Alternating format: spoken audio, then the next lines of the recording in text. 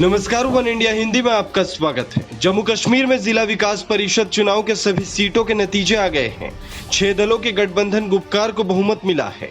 हालांकि बीजेपी 74 सीटों पर जीत के साथ सबसे बड़ी पार्टी बनकर उभरी है। गुपकार गठबंधन में शामिल एनसी को 67 और पीडीपी को 37 सीटें मिल चुकी है। कांग्रेस के पास 36 सीटें गई है। गुपकार गठबंधन सबसे आगे है, लेकिन पार्टी सबसे बड़ी जो उभरी है वो बीजेपी है। निर्दलियों के खाते में 49 सीटें गई है। आर्टिकल 370 के रद्द होने और केंद्र शासित प्रदेश बनने के बाद कश्मीर में पहली बार डीडीसी के चुनाव हुए हैं। 280 सीटों पर लड़े गए डीडीसी चुनाव का पहला चरण का मतदान 28 नवंबर को हुआ था। इन 280 सीटों में से 140 सीट जम्मू संभाग में है और 140 सीट कश्मीर संभाग में है। वोटिंग 8 चरणों में हुई थी, जिसमें लोगों ने बढ़ चढ़कर हिस्सा लिया था। नतीजे के बाद क्रेडिट लेने का दौर शुरू हो गया है। बीजेपी के वरिष्ठ नेता और केंद्रीय मंत्री जितेंद्र सिंह ने कहा कि श्रीनगर से बीजेपी के 3 उम्मीदवारों को जीत मिली है। यह सत्यापित करता है कि जम्मू कश्मीर के लोगों को केंद्र शासित प्रदेश के विकास के प्रधानमंत्री नरेंद्र मोदी के दृष्टिकोण पर भरोसा है।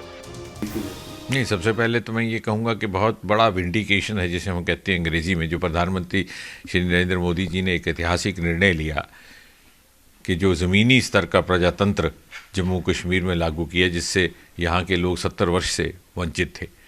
तो ये जो बढ़ चढ़ करके लोगों ने उत्साहित होकर के इसमें भाग लिया है, विशेषकर कश्मीर घाटी में, जहाँ पर के पिछले 30-35 वर्षों से कोई भी चुनाव आप देख लीजिए, 5-10% से ज़्यादा वोटर टर्नआउट नहीं रहता था, क्योंकि लोग मायूस हो चुके थे।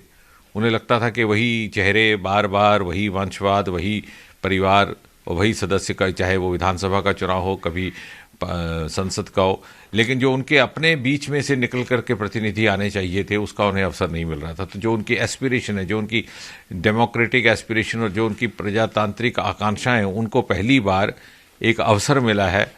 और वो जो तमन्ना जमहूरियत के प्रति जो शायद कहीं झुलस गई थी, उसने फिर से एक अंगड़ाई ली है। मैं तो इसको इस तरह से देखूंगा।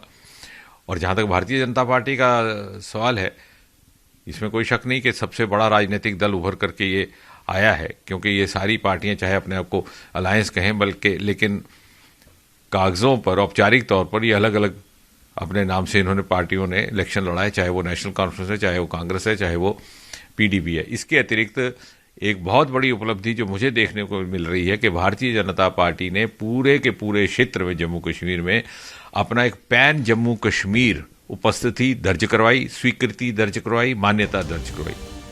वहीं दूसरी ओर पीडीपी अध्यक्ष महबूबा मुफ्ती और एनसी उपाध्यक्ष फारूक अब्दुल्ला ने कहा कि डीडीसी चुनाव परिणाम ने स्पष्ट कर दिया कि जम्मू कश्मीर ने गुपकार के पक्ष में वोट दिया है और अनुच्छेद 370 हटाने के केंद्र के फैसले को खारिज किया। वहीं राज्य के पूर्व मुख्यमंत्री उमर अब्दुल्ला ने कहा कि जम्मू कश्मीर डीडीसी चुनाव से जो रुझान सामने आए हैं वो गुपकार को काफी उत्साह देने वाले हैं। उन्होंने लिखा कि बीजेपी ने इसे आर्टिकल 370 और जम्मू कश्मीर के विशेष दर्जे को लेकर प्रतिष्ठा का मुद्दा बना दिया था।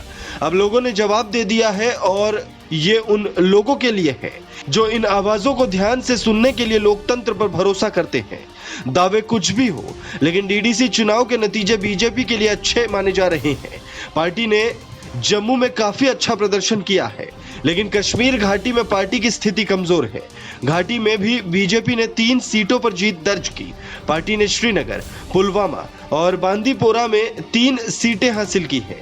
यह बीजेपी के लिए बड़े बदलाव का संकेत है। इस खबर में फिलहाल इतना ही। तमाम अपडेट्स के लिए बने रहिए वन इंडिया हिंदी के साथ।